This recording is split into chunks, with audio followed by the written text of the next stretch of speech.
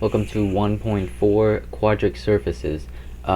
This lesson is going to be taught, I guess, a little bit differently. We're not going to go through each thing, but in fact, I'm just going to I'm going to paste this picture right here. This is the 6 graphs that we're going to look at today. I'm going to paste this at the end, and I'm going to quiz you guys, or you guys can quiz yourselves, or you guys can simply just look at this. This is a kind of a summary of the types of equations that you will need to know for the quadric surfaces. You probably will get a formula sheet on the test with these on, and if I don't provide you with a formula sheet, then you can just look it up. But these are the 6 that you are expected to know, and you don't have to know them by heart, but it's useful to know the type of graphing that I'm going to try to or the way of graphing that I'm going to try to impose on you today, so that you could use that for the rest of your graphs. You're not going to graph a lot in this course because graphing in 3D is hard, but we're still going to be able to study the functions and the types of functions by other means. Maybe not by graphing, but it's just good to know these functions. These are quadric surfaces because the highest power is 2, right? We will be exploring, it says we will not be exploring equations of order 3 or more in this course. That's wrong. Well, we will be exploring equations of order 3 or more in this course, but we won't be drawing them. We won't be drawing equations of order 3 or more in this course. That would be crazy. That would not make me sane. So that's why we're not doing it. But also, most calculus teachers don't do that either. So we'll only be dealing with these for now, right? First of all, before that, I have to tell you about cylinders, right? This is an equation of order 3. Z equals y cubed. I'm able to draw it just fine because this is a really, really easy function, and this is what is called a cylinder. So a cylinder in R3 or R4 or whatever is simply, well, not in R2, but in R3 or R4, Rn, where n is greater than 2, is simply a graph that depends on only 2 out of 3 variables, or 2 out of 4, 3 out of 4 in R4, 4 out of 5 in R5, right? It doesn't depend on all of the variables. It only depends on 2 variables. We're only going to look at R3 because I'm not going to try to draw in 4 dimensions. I have a galaxy brain, but it's not that big. It's kind of sad. But yeah, so it's basically the same shape, but stretched out so it's a sheet of the same shape. So for example, this is z equals y cubed. In the z equals y cubed plane, in the zy plane, we have the z equals y cubed graph. But even if I move down to, I don't know, x equals 2, even if I move, okay, pretend this plane is x equals 2. So even if I move to this plane x equals 2, and I cut the graph, what I still get is, I still get the z equals y cubed cross section right there. See, I still get the same cross section. So it's just z equals y cubed through the entire x-axis, right? In this case, x equals 1 over y in the xy plane, which is a little bit hard. Well, the xy plane is not hard to visualize, but it's x as a function of y, so it's not y as a function of x, it's x as a function of y. But if you flip it, it's still the same thing. So it's still this, right? It's y equals 1 over x equals 1 over y is the same thing when you manipulate it algebraically. So it's y equals 1 over x, or x equals 1 over y. It doesn't depend on z, so no matter how much you move up or down in the z plane, you still get the same graph as long as you slice. If you slice, right, a slice, let's just say like this, right, you will get the same cross section like that. So it'll still be the graph of y equals 1 over x equals 1 over y. So that is the cylinder, right? Next, we're going to kind of use that same idea, but not really at the same time, to graph the next graphs. So let's start with the first graph is x squared plus 4y squared plus 4z squared equals 1. Now there's 3 variables here. There's too much freedom. We have too much freedom. So what we actually want to do is not have 3 variables anymore. We only want to deal with 2 variables. So we want to set one of those variables as a constant. Whatever constant you want, just set it as a constant. Usually the best thing to do is 0. 1 is the next best one, and then you can do whatever else. You can do whatever else after if you want to really explore. But that's what I'm going to do for now. So let's start. So we're gonna graph. Let's set x equals 0. Right? If I set x equals 0, then what plane am I in? That's kind of a quiz. If I set x equals 0, what plane am I in? I'm in the YZ plane. So right here, this plane right here is when x equals 0, the YZ plane, because that is where x equals 0. It's the origin. The origin's where x equals 0. It's also where y is equal to 0, and z is equal to 0. But the origin's where x is equal to 0, and the YZ plane is all of the points where x is not or is equal to 0. So when x is equal to 0, 4y squared plus 4z squared is equal to 1. That is the equation of what? Is the equation of a circle, because the two coefficients are the exact same. In fact, you can do y squared plus z squared is equal to 1/4. Which means this is a circle of radius, well, that spans the YZ plane, of radius, not 1/4, but 1/2. So it's gonna look something like this. Let's use red. Right, so all of these are valid points. I'm sorry. There you go, very nice. But that's not the best thing that I could have drawn, but I'm using a mouse, so cut me some slack. Okay, now what? Now we're gonna set y equals 0.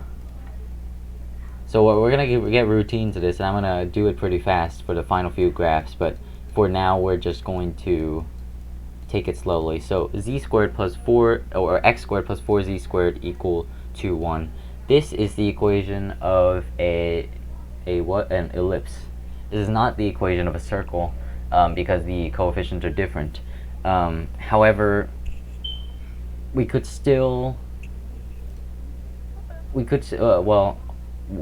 definitely be able to dissect this. I mean, if you set x is equal to 0 as well as y is equal to 0, so it'll just be in the z-axis, then what you'll get is, when x is equal to 0 and y is equal to 0, what you get is the z-intercepts of the graph, right? So when 4z squared is equal to 1, z squared is 1/4, so z is plus or minus 1/2. So because z is plus or minus 1/2, you can just do that. If you remember the ellipse formula, sure, but if you don't remember the ellipse formula, you can always set x is equal to 0, and now you can start setting z is equal to 0, x squared is equal to 1, so x is plus or minus 1. So then you could kind of draw the plus 1 right there, and then the minus 1 right there, and then you can kind of draw one of these. Now it's not going to look very nice because I have a mouse, right? That's going to be my excuse for why this ellipse is not going to look very nice. But that is how it's going to look, right? It's in the xz plane because there's x and z. That's where y is equal to 0. The xz plane is where y is equal to 0. Now if I set z is equal to 0, what do I get? I get x squared plus 4y squared is equal to 1. So it's the same deal with the y. If I set x equal to 0, then we get 4y squared is equal to 1. So y is equal to plus or minus 1/2. So the y-intercepts are plus or minus 1/2. Let's use the color. Okay, so it's basically these 2 points. And then I think you guys know where I'm going with this. The x-intercepts are plus or minus 1.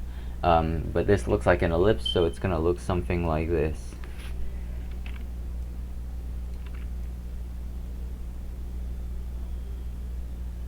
Right, at this point it just looks like an atom. Right, but what it's supposed to look like is like something like this.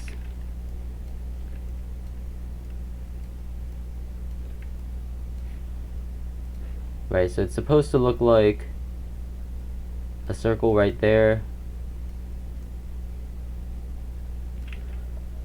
Holy crap, I'm bad at drawing.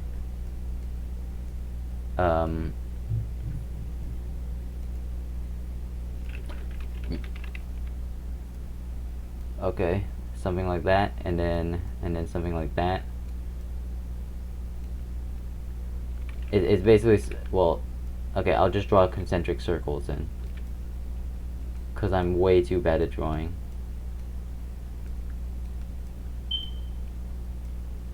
There you go. It's supposed to be something like that, and then the same for the other side.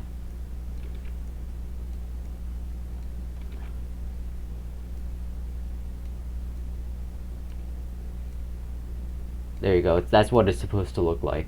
It's supposed to be an ellipse, right? A circle on one plane, an ellipse on the other plane, an ellipse on the third plane. And this is what's called an ellipsoid. So this is what it's supposed to look like right here. An ellipsoid. Right here.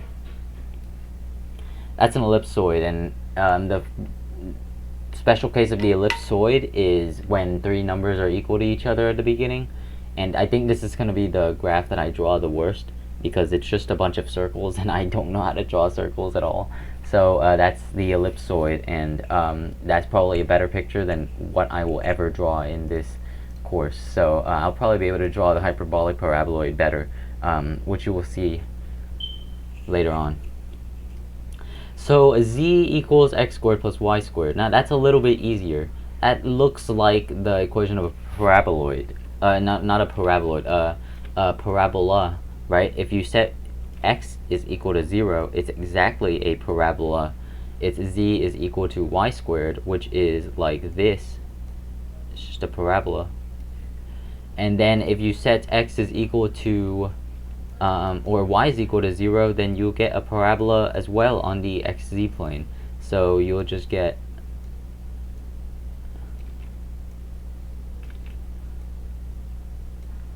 a parabola. There you go. So that looks a lot better. Right? I can draw a parabola a lot better than I can draw this shit. I'm not a very good drawer, but I can draw a parabola a lot better than I can draw an ellipse. And obviously if I have a pencil, I would be able to draw it a lot better as well. But we're just gonna have to make do. So this is a parabola because x, y plane, and x plane. If you set z is equal to 0, you get x squared plus y squared is 0, which is a dot, because x equals 0 and y equals 0 is the only solution. And then if you set z is equal to 1, then you basically get planes of z equal 1, then you'll get a unit circle. Z is equal to 2, you'll get a circle with a radius of root 2. So it's something like, right, if I cut a plane through the shape, I will be able to see this circle, and this circle could be x squared plus y squared equal to 1. And if I cut another plane a little bit higher, right, if I cut another plane a little bit higher, then I could be getting another circle like this circle, which is x squared plus y squared is equal to 4, for example. Right, so that's the level curves that we're trying to deal with right here when we're graphing these circles, or graphing these graphs. So when z is equal to 0, and when you get some erroneous result like x squared plus y squared is equal to 0, what you have to do is you have to try out different values of z, right? You can't just try out just 0 anymore. 0 is our best friend, but we gotta have other friends as well. So let's keep on going. X squared plus y squared minus z squared is equal to 1. So in this case, you can use zeros. So let's try to use zeros. When x is equal to 0, then y squared minus z squared is equal to 1. So what's what's y squared minus z squared? Y squared minus z squared is the equation of a hyperbola. And you don't need to really know any of the specifics, except the hyperbola is going to hit 1 and negative 1 on the yz plane, or on the axis that it's rotating at. So we'll have something like x right here, y right here, and z right here.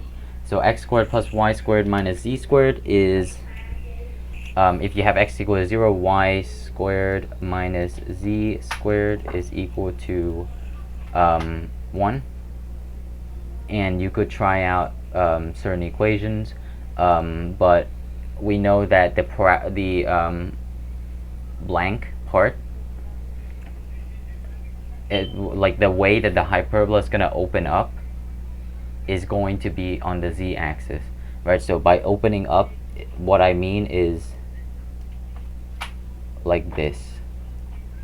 So I guess you could say there's like a parabola type shape. It's not a parabola, it's a hyperbola, but there's a parabola type shape engulfing the right and the left side of the y-axis, and the z-axis is where it's opening up. That's what I'm trying to say, right? So it opens up on the y and the x-axis. That's what I'm trying to say.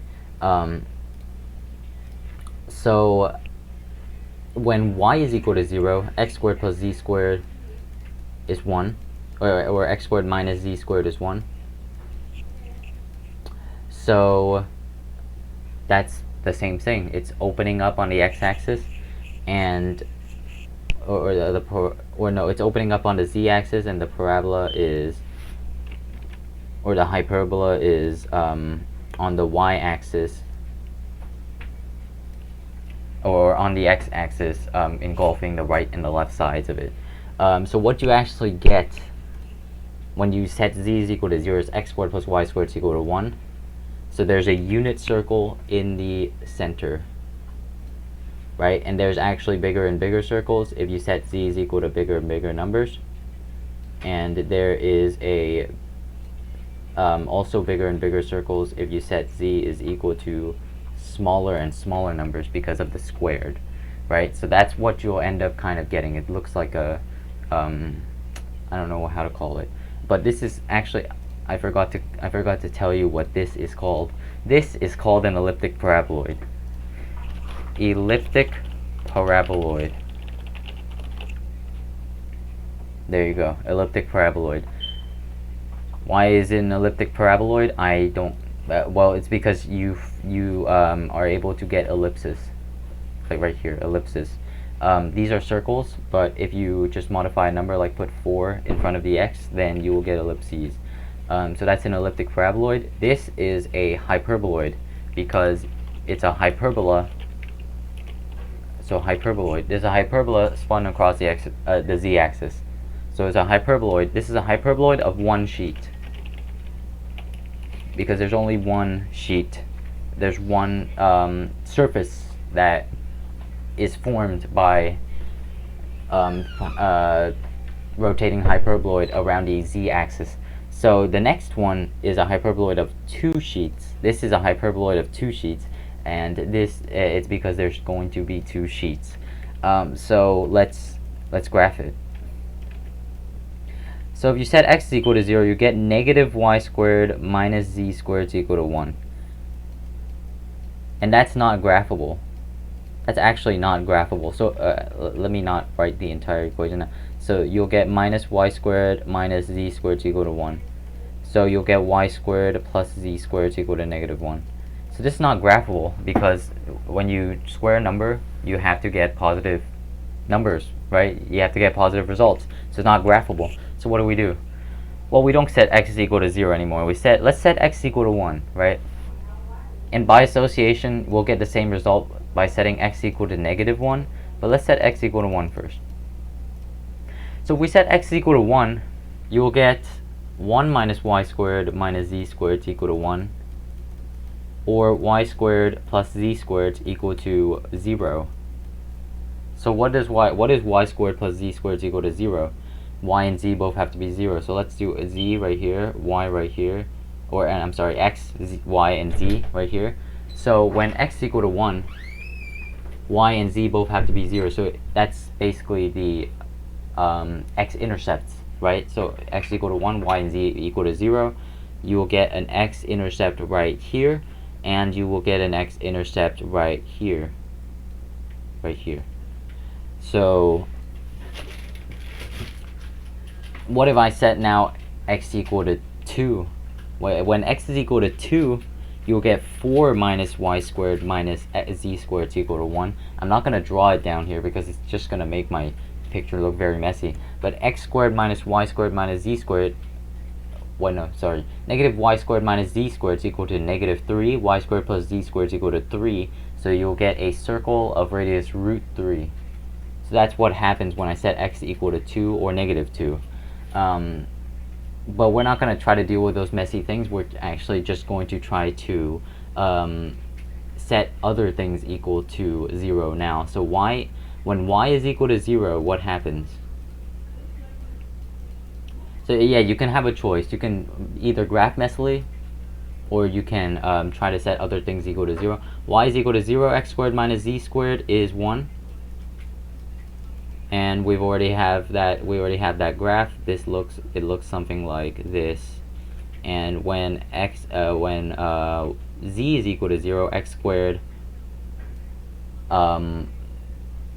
minus y squared is equal to 1, which means it'll look something like this. Oh, okay, probably a lot of shaking. I'm sorry about that. So this is how your graph will end up looking like. It looks a little bit weird,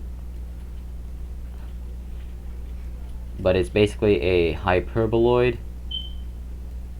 right? It ends up looking something like that, right? So it's a hyperboloid. It's there's nothing in between y equals negative 1, or no, not y equals negative 1. X equals negative 1 and x equals 1. There's nothing in between that. But after that, it becomes a hyperboloid, right? And the equalizer, the balance between the hyperboloid of 1 sheet, and I've already told you what this is a hyperboloid of 2 sheet. So hyperboloid of 2 sheet. So the equalizer between these two is this one. So let's do this one first.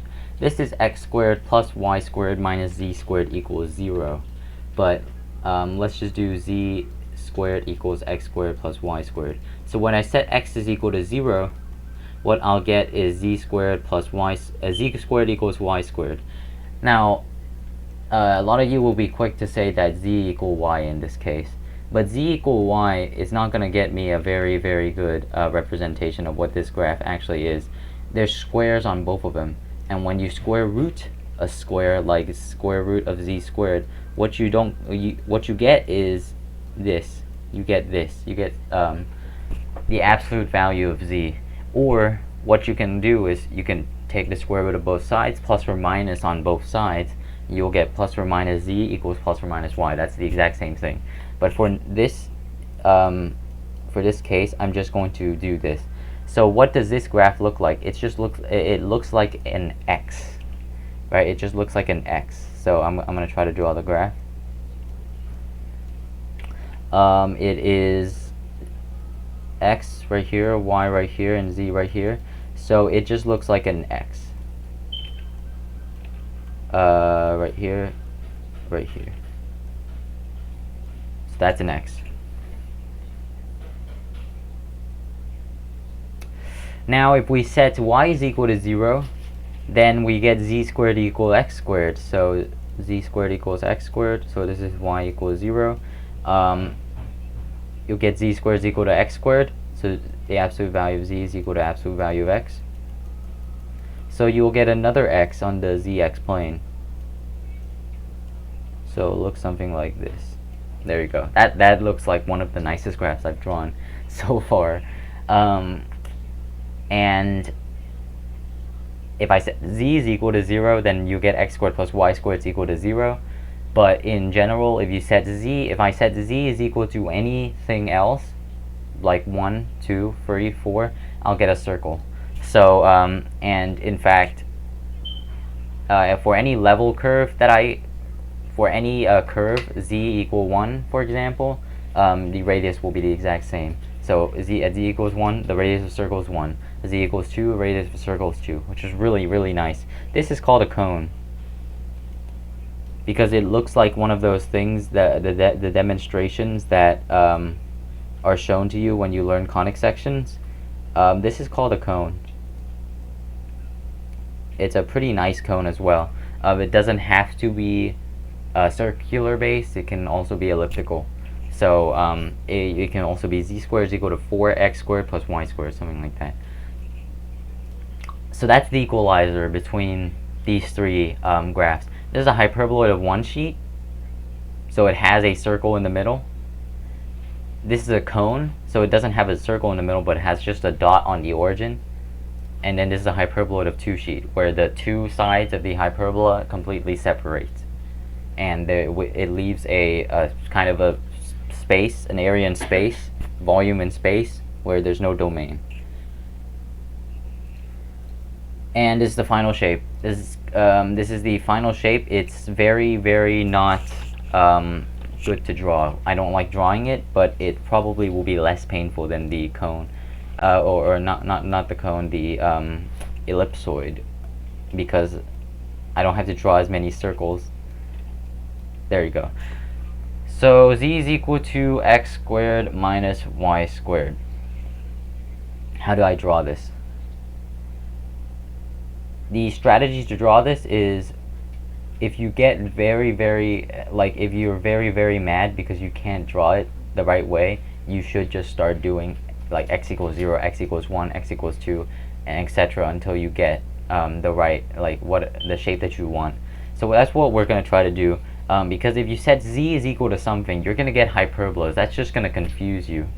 So you'll get x squared, no, you won't get hyperbolas, you'll get x squared equals y squared, which is going to confuse you a lot, right? And if you set z is equal to any other number, then you will get hyperbolas. That's just going to confuse you. I don't want to do that. That's forbidden. So what we're going to end up doing is only x equals 0 and x equals whatever number. We're not going to use x. We're not going to use z equal to any number. So let's do x equals 0 first. X equals 0, I get z equals negative y squared. That's easy to draw. That's just simply this, right? If I set y is equal to 0, that's easy to draw as well. That is just the xz plane parabola up, right? So now it already looks a little bit weird. There's a parabola up on the xz plane, and then there's a parabola down on the xy plane, or the yz plane. So in fact, I'm just gonna, well, I guess I can keep it right here. I kind of want to get rid of it, but I can keep it right here. So let's do that. So let's move on x now. So x equals 1. When x equals 1, I get z is equal to 1 minus y squared. So x equals 1 is around here. So if I move up a little bit, move one more, then I'll draw a z equal to 1 minus y squared. So it looks something like this. Now if I move up to x equals 2, I'll get z is equal to 4 minus y squared. So it looks something like this.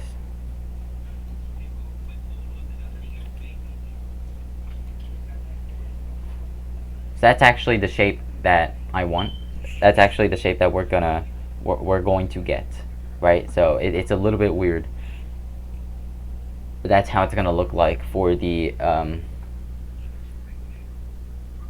is that the xz plane? Yeah, no, it's the zy plane. Okay, so that's how it's gonna look like for the zy plane.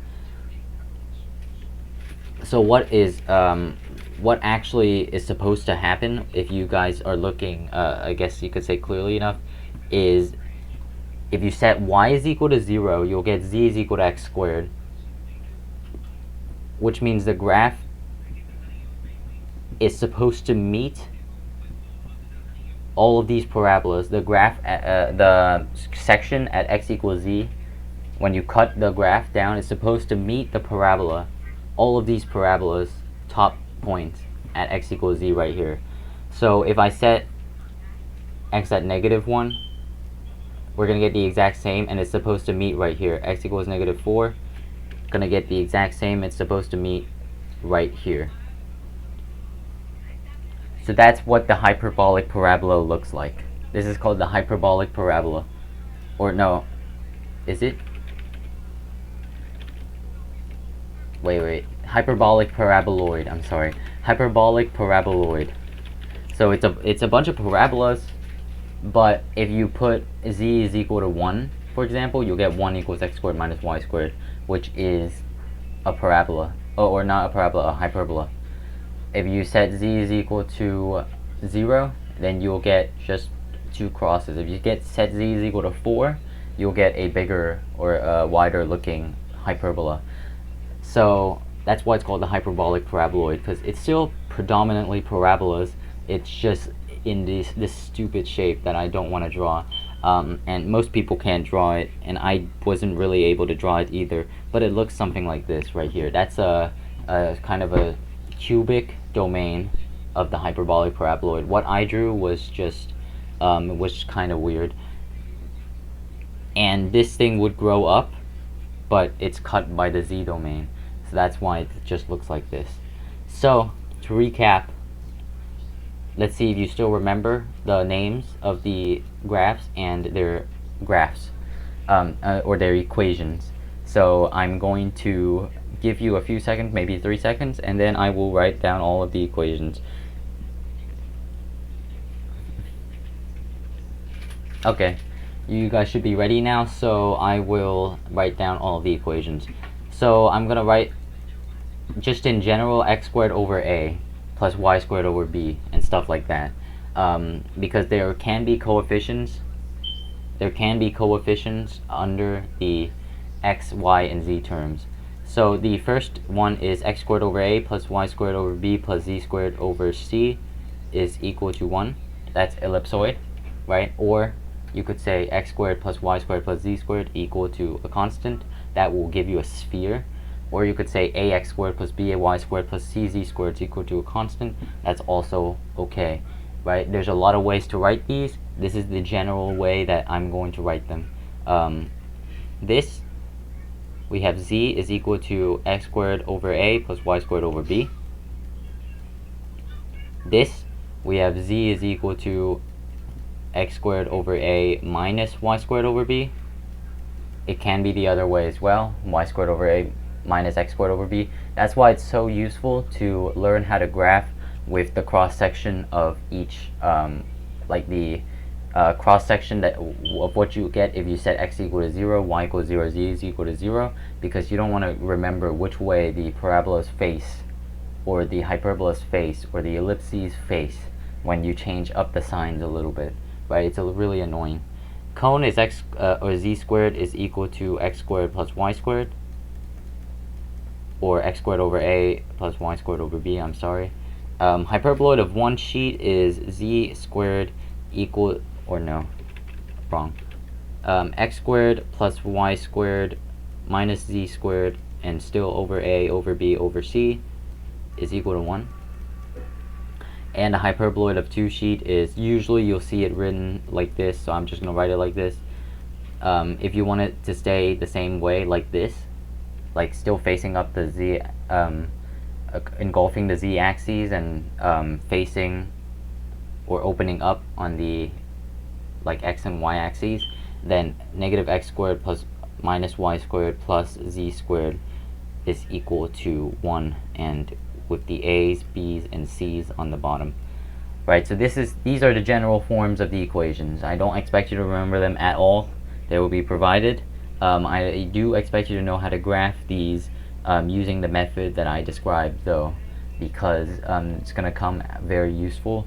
You're going to have to graph on the test, so might as well learn how to graph right now.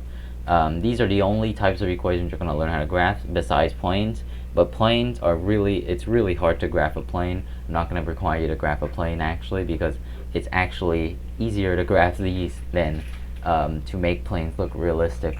You're just gonna have to use the equation of the plane to model certain types of situations, not graph them. So that's going to be it for today's lesson. I might do some more examples with graphing on this chapter, but I hate this chapter. I'm just gonna be serious right now. I don't like this. I don't like graphing these shapes at all. So we'll see you next time. I also hate the next chapter, but you're gonna get a very, very good review of vector valued functions. So I will see you guys next time.